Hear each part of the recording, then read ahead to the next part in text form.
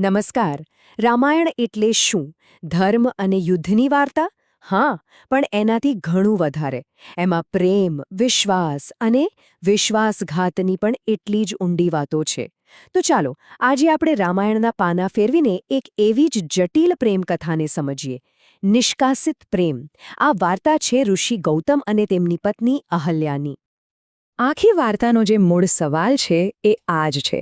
શું પ્રેમ ક્યારે શંકાની કસોટીમાંથી પાસ થઈ શકે? મતલબ પ્રેમ ગમે તેટલો મજબૂત હોય, પણ શું એ શંકા સામે ટકી શકે? ગૌતમ અને અહલ્યાના સંબંધમાં બસ આ જ સવાલ એક એવો દુઃખદ વળાંક લઈને આવ્યો, જેણે બધું બદલી નાખ્યું. તો આપણી આ વાર્તાની શરૂઆત સીધા ભૂતકાળથી નથી થતી. ના, એની શરૂઆત થાય છે વર્તમાનથી. ઋષિ ગૌતમનો એકદમ શાંત અને પ્રતિષ્ઠિત આશ્રમ છે. પણ અહીં એક નામ છે જે જાણે ભૂલી જવામાં આવ્યું છે.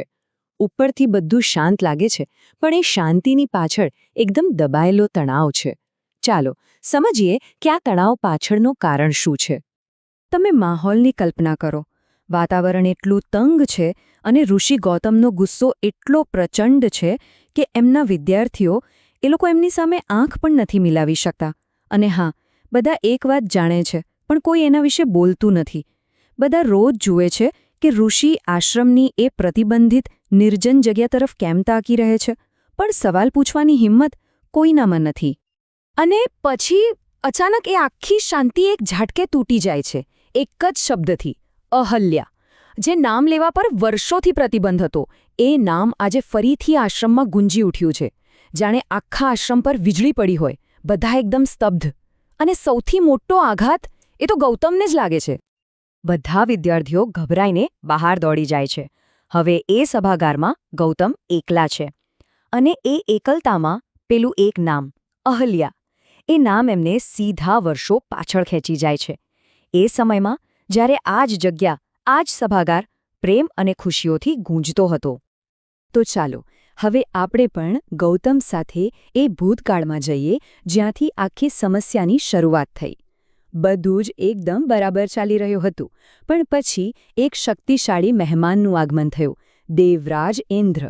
અને એમના આવવાથી માત્ર આશ્રમનું વાતાવરણ નહોતું બદલાયું, પણ ગૌતમના મનમાં શંકાનું પહેલું બીજ પણ રોપાઈ ગયું હતું. હવે જુઓ, આમ ઉપરથી તો બધું સામાન્ય જ લાગતું હતું. ભાઈ યજમાન છે, મહેમાન છે, વાતચીત તો થાય જ. પણ ગૌતમના મનમાં ક્યાંક ને ક્યાંક શંકાનો કીડો સળવળવા લાગ્યો હતો. ઇન્દ્રનું વારંવાર અહલ્યા સાથે વાત કરવી, એમને પોતાની રાજધાની આવવા માટે આમંત્રણ આપવું, આ બધું ગૌતમની અંદર રહેલી અસુરક્ષાને જાણે વધારી રહ્યું હતું. અને આખી દુર્ઘટનાનું મૂળ બસ અહીં જ છે. એક બાજુ છે ગૌતમ, જેનું મન શંકા અને ઈર્ષાથી ઘેરાઈ રહ્યું છે. અને બીજી બાજુ છે અહલ્યા, જે તો બસ પોતાના પતિના કહેવા પ્રમાણે એક સારી યજમાન તરીકેનું કર્તવ્ય નિભાવી રહી છે. બે સત્ય, પણ એમની વચ્ચે એક એવી ઊંડી ખાઈ બની રહી હતી જેની અહલ્યાને તો ખબર પણ નહોતી. પછી ભોજન સમારંભનો સમય થયો. અને ત્યાં ઇન્દ્રે શું કર્યું? એણે ત્યાં સુધી જ જમવાની ના પાડી દીધી જ્યાં સુધી અહલ્યા પોતે એમને વિનંતી ન કરે. હવે ગૌતમ માટે તો આ દ્રશ્ય જાણે આગમાં ઘી હોમવા બરાબર હતું. એમની જે શંકા હતી એ હવે લગભગ વિશ્વાસમાં બદલાઈ રહી હતી કે કંઈક તો ખોટું છે. એટલે જે શંકાનું એક નાનું બીજ હતું, એ હવે એક ઝેરી વૃક્ષ બની ચૂક્યું હતું. અને હવે આપણી વાર્તા એ ભયાનક ક્ષણ તરફ આગળ વધી રહી છે, જ્યાં ઇન્દ્રનું એક છળ અને ગૌતમનો એક શ્રાપ બધું જ ખતમ કરી નાખશે. આ એ જ ક્ષણ હતી જેણે એમના પ્રેમને, એમના સંબંધને હંમેશ માટે બદલી નાખ્યો. અને બધું એટલી ઝડપથી થયું, પલક ઝપકતામાં.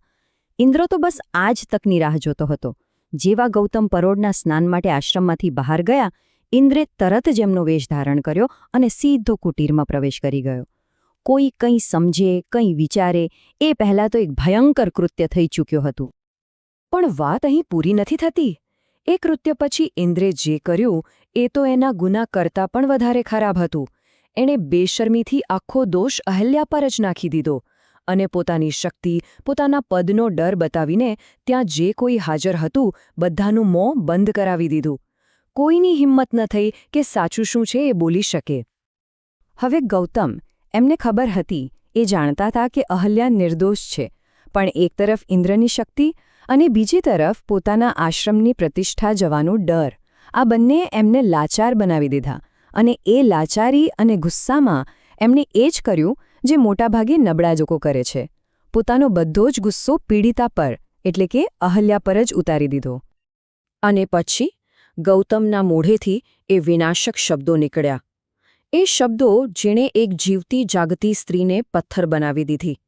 એમણે અહલ્યાને શ્રાપ આપીને પોતાના જીવનમાંથી તો કાઢી મૂકી, પણ સૌથી વિચિત્ર વાત એ હતી કે અહલ્યા ક્યારેય એ આશ્રમ છોડીને ગઈ જ નહીં. અને બસ એટલે જ આશ્રમનો એ ભાગ હંમેશ માટે પ્રતિબંધિત થઈ ગયો. તો ચાલો હવે ફરીથી વર્તમાનમાં આવીએ, જ્યાં રામનું આગમન થયું છે. અને જુઓ, રામ અહીં માત્ર એક રાજકુમાર નથી, એ સત્યના પ્રતીક છે. એમના આવવાથી વર્ષોથી જે ચૂપકીથી છવાયેલી હતી એ હવે તૂટવાની છે. સમય આવી ગયો છે એ અન્યાયી સજાના અંતનો અને એક અંતિમ મુકાબલાનો. રામ એકદમ સ્પષ્ટ શબ્દોમાં કહે છે, આજનો દિવસ ગૌતમના સવાલોનો નથી, અહલ્યાના જવાદોનો છે. બસ આ એક જ વાક્ય અને આખી બાજી પલટાઈ જાય છે. વર્ષો પછી પહેલીવાર એ વ્યક્તિને બોલવાનો મોકો મળે છે જેનો અવાજ અત્યાર સુધી દબાવી દેવામાં આવ્યો હતો. અને ત્યારે આખરે ગૌતમ એ સવાલ પૂછે છે જે કદાચ વર્ષોથી એમના મનને કોરી ખાતો હતો. આટલું બધું અપમાન થયું છતાં તું ક્યારે અહીંથી ગઈ કેમ નહીં? આખી વાર્તાનો જે ભાવનાત્મક ભાર છે એ આ એક જ સવાલ પર ટકેલો છે. અને હવે જવાબ આપવાનો વારો છે અહલ્યાનો. હવે આપણે આ વાર્તાના સૌથી શક્તિશાળી ભાગમાં પહોંચ્યા છીએ, કારણ કે અહલ્યાનો જવાબ એ માત્ર ગૌતમના સવાલનો જવાબ નથી. એ ખુદ પ્રેમના સ્વભાવ પર જ એક મોટો સવાલ છે. વર્ષોની ચૂપકીદી પછી અહલ્યા આખરે બોલે છે અને એના શબ્દો સત્યની તલવાર જેવા ધારદાર છે. અહલ્યા પોતાની વાતની શરૂઆત જ સમાજના એક કડવા સત્યથી કરે છે. એ કહે છે, તે પુરુષ છે, શક્તિશાળી, એટલે તે સજામાંથી બચી ગયો. હું સ્ત્રી છું, પણ હું તૂટવાથી બચી ન શકે. આ શબ્દો સીધો એ ઊંડા અન્યાય તરફ ઇશારો કરે છે, જ્યાં શક્તિશાળી વ્યક્તિ હંમેશા નિર્દોષ સાબિત થઈ જાય છે. અને પછી એક એવો સવાલ પૂછે છે જે સીધો ગૌતમના અંતરાત્મા પર વાગે છે. ગૌતમે મને રોકી. ગૌતમને કોણે રોક્યા? મતલબ કે એને તો શ્રાપે અને સમાજે રોકી દીધી, પણ ગૌતમને? એમને સત્યનો સાથ આપતા કોણે રોક્યા હતા? એમની પોતાની નબળાઈએ, એમના પોતાના ડરે. અને છેલ્લે અહલ્યા એ સવાલ પૂછે છે જે એમના સંબંધના પાયાને જ હચમચાવી નાખે છે. ગૌતમ, આપણી વચ્ચે જે હતું, શું એ પ્રેમ હતો કે પછી એક છળ હતો? કારણ કે જે પ્રેમ એક નાનકડી શંકાથી તૂટી જાય, શું એને ખરેખર પ્રેમ કહી શકાય? બસ ગૌતમ હારી ગયા. રામથી નહીં, પણ અહિલ્યાના સત્યથી. એમને પોતાની ભૂલનો અહેસાસ થાય છે અને એ માફી માંગે છે. અહિલ્યા માફ પણ કરી દે છે, પણ શું માફી માંગી લેવાથી બધું પહેલાં જેવું થઈ જાય?